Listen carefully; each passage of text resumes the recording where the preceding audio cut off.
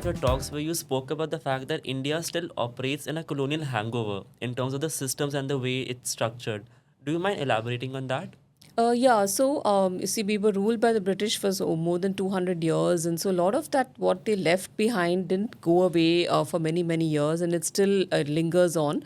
Of course, they left behind a lot of infrastructure, a lot of, like the railways and all of that, yes, but at the same time, there were also systems which are no longer relevant today. For example, our legal systems, our legal language, which is still Lordship, very, right? right, That, right. yeah. Right. It's all very British, and even the costume that you wear is so British. So I think it's high time we get rid of all of that. And our government today is working a lot on decolonizing our systems and our, education systems, our legal systems. So there's a lot of work going on in kind of optimizing or pruning down, breaking down a lot of our laws and making it more simpler for the common man or to understand and to get justice. I think so. That is something that we need to work on, decolonization, and even our bureaucracy is highly molded on the British system. So, which can there's a lot of room for change. There's a lot of room for bringing in a lot of talent from outside, and the kind of the entrance exams that you have for the bureaucratic to enter the bureaucratic systems like the Indian Administrative Services, etc., are very much tailor-made on the British model even today. So I think those things we can bring in a lot more creativity, a lot more room for innovation is there, keeping up with the times that are today. Because the times are about innovation, the times are about change, the times are about talent. So I think we need to really blend the two. On one hand, India is moving ahead in the space of AI. We are moving ahead to a different generation. But at the same time, we are also stuck in, another Those systems. centuries. So I think India lives in many centuries at the same time. That's also beautiful, but something that needs to be worked on upon.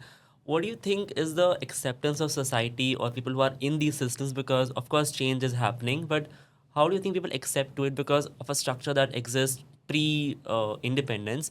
Of course, people are used to those systems, those environments that whilst they may not suit us, but but humans are people who are molded into systems and whatever environment that they put into. So, what do you think about this? Right. Yeah. A change is always resisted. For example, when the computers came back in the 80s, there was a lot of protest. There was a lot of riots on the road saying that all our jobs are going to go, the laborers are going to lose their jobs. But then, we adapted, society adapted, and then everybody, then, their talents then got upgraded from being just manual laborers to being computer operators. So as when change comes in, it's always change is something that's constant. It cannot be stopped. But there is change, there will be resistance. But change also is for the better always, because then you upgrade your talents, you upgrade your skill sets according to the times, and so you're always going one step ahead. Like today, now we're talking about AI. Now people are the everyday cores are now taken over by AI. So we don't need to really operate at that level, at a very everyday level. Human beings are now evolving to think strategically, to think innovatively, think how we can actually control AI, how we can use AI to our benefit. So we are also moving our thinking to a higher level. Yeah, our routines are changing every single day. The way every single app has a AI inbuilt in it, and the Right. way we use it to structure our lives, whatever we say or speak or think is also structured in that way as well. So we're adapting to that, and I think that's a very good thing to stay updated and stay aware of what is happening in the world as well.